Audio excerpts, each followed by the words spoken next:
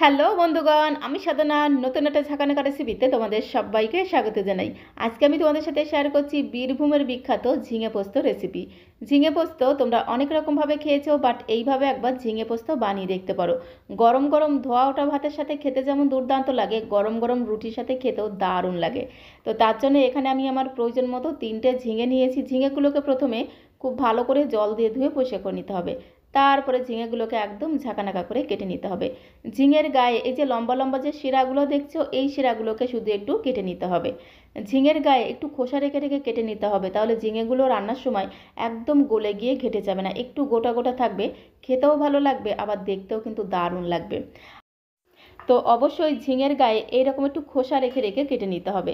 তারপরে আরও একবার জল দিয়ে খুব ভালো করে ধুয়ে নিতে হবে, কারণ ঝিঙে কাটার পরে জল দিয়ে ধোয়া যাবে না। মাঝখান থেকে লম্বালম্বি করে ঝিঙেটাকে কেটে নিতে হবে, তারপরে এইরকম করে পিস পিস করে কেটে নিতে হবে। খুব বেশি বড় করে কাটবো না, আবার খুব বেশি ছোট করে কাটবো না। সমস্ত ঝিঙেগুলোকে দেখো এইরকম করে আমি পিস পিস করে কেটে নিলাম। তো সমস্ত ঝিঙেগুলোকে কেটে একটি প্লেটের মধ্যে তুলে নিয়েছি। আর এখানে একটা বড় সাইজের আলুকে আগে থেকে খোসা ছাড়িয়ে রেখেছিলাম। আলুর মাঝখান থেকে দুফালি করে কেটে নেব, তারপরে আলুটাকে ঠিক এইরকম করে পিস পিস করে কেটে নেব। খুব বেশি বড় বড় করে কাটবো না, আবার খুব বেশি ছোট করে কাটবো না, ঝিঙের মতো করে আলুটাকে কেটে নেব। আলু কাটার পরে অবশ্যই কিন্তু আলুটাকে 2-3 বার জল দিয়ে ধুয়ে নিতে হবে, না হলে আবার আলুটা কালো হয়ে যেতে পারে। তো অবশ্যই এভাবে জলের মধ্যে দিয়ে আলুটাকে ধুয়ে নেব। এখন রান্নাটা করে নিতে হবে, তার জন্য চলে আসলাম কড়াইয়ের কাছে। গ্যাসের ফ্লেমটা অন করে দিয়ে কড়াইটা যখন গরম হয়ে গেছে, কড়াইতে আমি 2 চামচ দিয়ে দিলাম সর্ষের তেল। ঝিঙে পোস্তটা অবশ্যই সর্ষের তেলে করতে হবে, তাহলে স্বাদ গন্ধ দ্বিগুণ বেড়ে যাবে। খুব সুন্দর করে একটু ঘোটানাটা করে তেলটাকে কড়াইয়ের গায়ে লাগিয়ে নেব। প্রথমে আমি আলুর পিসগুলোকে ভেজে নেব। তো সমস্ত কেটে রাখা আলুর পিসগুলোকে দিয়ে দেবো। আলু ভাজার সময় সামান্য পরিমাণে একটু লবণ দিয়ে আলুটাকে ভাজবো, তাহলে আলুটা ভাজতে ভাজতেই কিন্তু অনেকটা নরম হয়ে যাবে।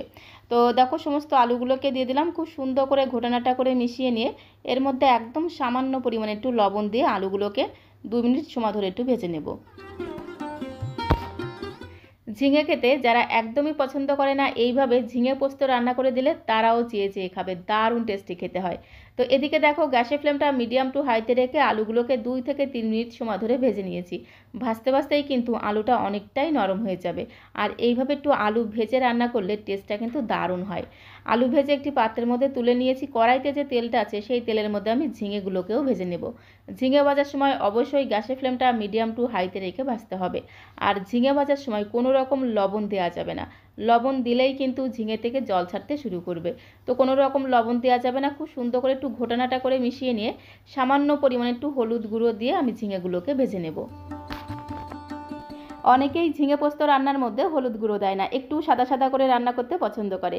আর আমি সবসময় ঝিঙে ভাজার সময় সামান্য পরিমাণে একটু হলুদ গুঁড়ো দিয়ে ঝিঙেটাকে ভাজি, যার কারণে এই ঝিঙে পোস্তর স্বাদ গন্ধ সম্পূর্ণ আলাদা হয়, দারুণ টেস্টি খেতে হয়। তো হলুদ গুঁড়ো দিয়ে মানে সামান্য পরিমাণে হলুদ গুঁড়ো দিয়ে ঝিঙের সাথে খুব ভালো করে মিশিয়ে নিলাম। ঝিঙেটা ওইদিকে ভাজা হতে থাক, ততক্ষণে আমি একটু মশলা বেটে নেব। মশলাটা আমি শিলের মধ্যে বেটে নেব, তার জন্য 3 চামচ দিয়ে দিলাম পোস্ত। পোস্তর পরিমাণটা একটু বেশি দিতে হবে, তাহলে খেতে দারুণ টেস্টি হবে। 3 চামচ পোস্তর মধ্যে 1.5 চামচ দিয়ে দিলাম চারমগজ। চারমগজটা অবশ্যই দেবে, তাহলে ঝিঙে পোস্তর টেস্টে দ্বিগুণ বেড়ে যাবে। 2টো কাঁচা লঙ্কা দিয়ে দিলাম স্বাদ মতো, আর সামান্য পরিমাণে জলের ছিটে দিয়ে একদম ঝাঁকানাকা করে মানে ঝটপট করে এই পোস্তটাকে একদম মিহি করে বেটে নিতে হবে। পোস্তটাকে আমি শিলের মধ্যে বেটে নিচ্ছি, তোমরা চাইলে কিন্তু মিক্সিং জারেও বেটে নিতে পারো। সেক্ষেত্রে প্রথমে শুকনো অবস্থায় গুঁড়ো করে নেবে, তারপরে সামান্য পরিমাণে জল দিয়ে বাটবে, তাহলে দেখবে একদম মিহিভাবে বাটা হয়ে যাবে। পোস্ত বাটার পরে শিল ধোয়া জলটা কিন্তু অবশ্যই নিয়ে নেবে, তাহলে দেখবে দারুণ টেস্ট হবে। এদিকে দেখো ঝিঙেটাও কিন্তু ভাজা হয়ে গেছে। 2 থেকে 3 মিনিট সময় ধরে ঝিঙেটাকেও ভেজে নিয়েছি। এখন একটি পাত্রের মধ্যে তুলে নেব।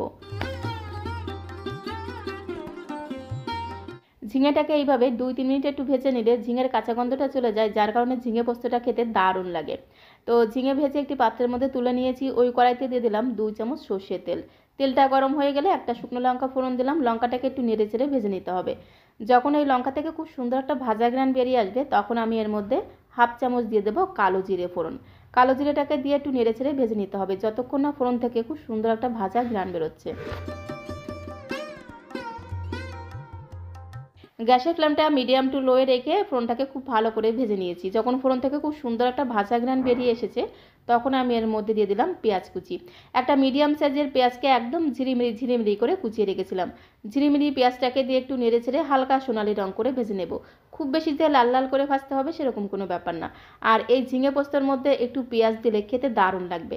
তবে পেঁয়াজটা কিন্তু সম্পূর্ণ অপশনাল। তোমরা যদি নিরামিষভাবে বানাতে চাও তাহলে পেঁয়াজটা দেবে না। পেঁয়াজটা ছাড়া ঝিঙে পোস্তটা রান্না করবে, তাতেও দেখবে খেতে দারুণ লাগবে। তো দেখো পেঁয়াজটাকে একটু হালকা সোনালি রং করে ভেজে নিয়েছি। এখন আমি এর মধ্যে দিয়ে দেবো দুটো চেরা কাঁচা লঙ্কা। এই সময় কাঁচা লঙ্কাটা দিতে হবে, তাহলে কাঁচা লঙ্কা ভাজা হালকা একটা ঘ্রাণ এই ঝিঙে পোস্ততে দারুণ লাগবে। কাঁচা লঙ্কাটাকে দিয়ে একটু নেড়ে চেড়ে ভেজে নেওয়ার পরে এর মধ্যে আমি আগে থেকে ভেজে রাখা আলু আর ঝিঙেটা দিয়ে দেবো। তো বন্ধুগণ, আজকের রেসিপিটি ভালো লাগলে প্লিজ একটা লাইক করে দিও, আর যদি বেশি ভালো লাগে তাহলে একটু বন্ধুবান্ধবদের সঙ্গে শেয়ার করে দেওয়ার অনুরোধ রইল। নতুন বন্ধু হয়ে থাকলে চ্যানেলটিকে সাবস্ক্রাইব করে দিয়ে পাশে থাকার অনুরোধ রইল। তাহলে যখন এরকম সুন্দর সুন্দর নতুন নতুন রেসিপি আপলোড করব সঙ্গে সঙ্গে নোটিফিকেশন আগে তোমার কাছে পৌঁছে যাবে। তো দেখো আগে থেকে ভেজে রাখা আলু আর ঝিঙেটাকে দিয়ে খুব সুন্দর করে একদম ঘোটানাটা করে মিশিয়ে নিলাম। এই সময় এর মধ্যে দিয়ে দিতে হবে স্বাদ মতো লবণ। লবণটা এই সময় দিতে হবে, তাহলে কি হবে ঝিঙেটা একেবারে গলে গিয়ে ঘেটে যাবে না। লবণটা যদি আগে দেওয়া হয় তাহলে ঝিঙেটা একদম গলে গিয়ে ঘেটে যাবে। এই সময় লবণটা দিলে ঝিঙেটা গোটা গোটা থাকবে, দেখতেও ভালো লাগবে, আবার খেতেও কিন্তু দারুণ লাগবে। তো তারপর আমি এর মধ্যে দিয়ে দিলাম আগে থেকে বেটে রাখা পোস্ত, চার মগজের কাঁচা লঙ্কা বাটা। শিলের মধ্যে দিয়ে একদম মিহি করে বেটে রেখেছিলাম।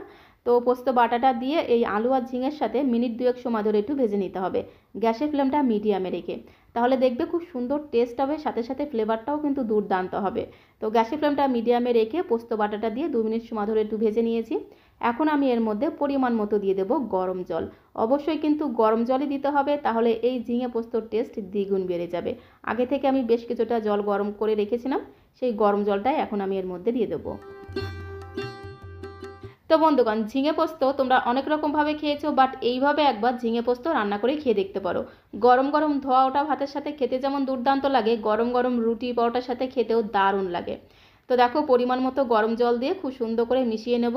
তারপরে ধামাচাপা দেবো, মানে ঢাকনাটা বন্ধ করে গ্যাসের ফ্লেমটা মিডিয়াম টু লোয়ে রেখে 5 থেকে 6 মিনিট সময় ধরে ঝিঙে পোস্তটাকে রান্না করে নেব।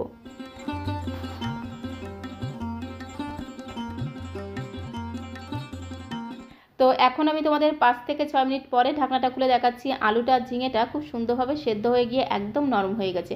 যেহেতু আগে থেকে আলু আর ঝিঙেটা খুব ভালো মতো ভাজা ছিল, তাই সেদ্ধ হতে একদমই সময় লাগবে না, খুবই অল্প সময়ের মধ্যে রান্নাটা হয়ে যাবে। তো এখন আমি এর মধ্যে দিয়ে দিচ্ছি 1/2 চামচ চিনি। চিনিটা অবশ্যই দিতে হবে, তাহলে স্বাদের ব্যালেন্সটা ঠিকঠাক থাকবে, খেতেও কিন্তু দারুণ লাগবে। তো 1/2 চামচ চিনি দিয়ে খুব সুন্দর করে ঘোটানাটা করে মিশিয়ে নেব। তারপরে ঢাকনাটা বন্ধ করে আরও 2 মিনিট সময় ধরে ঝিঙে পোস্তটাকে রান্না করে নেব। তাহলে ঝিঙের মধ্যে যে একটু ঝোল আছে সেই ঝোলটা একটু শুকিয়ে যাবে, একটু মাখো মাখো হবে, খেতে দারুণ লাগবে। তোমরা চাইলে ঝোল ঝোল করেও রান্না করতে পারো, তাহলে গরম গরম ভাতের সাথে খেতে দারুণ লাগবে। তো আরও 2 মিনিট সময় ধরে রান্না করে নিয়েছি। দেখো ঝিঙে পোস্তটা কিন্তু খুব সুন্দরভাবে রান্না করা হয়ে গেছে। গ্যাসের ফ্লেমটা বন্ধ করে দিলাম। এখন একটা বোলের মধ্যে আমি সার্ভ করে দেবো। তো বন্ধুগণ, আজকের এই ঝিঙে পোস্ত রেসিপিটা তোমাদের কাছে কেমন লাগলো অবশ্যই কমেন্ট বক্সে লিখে জানিও। ভালো লাগলে একবার হলো বাড়িতে ট্রাই করে দেখতে পারো, আশা করি তোমাদেরও ভীষণ ভীষণ ভালো লাগবে। রেসিপিটি ভালো লাগলে একটা লাইক করে দিও, আর নতুন বন্ধু হয়ে থাকলে চ্যানেলটিকে সাবস্ক্রাইব করে দিয়ে পাশে থাকার অনুরোধ রইল।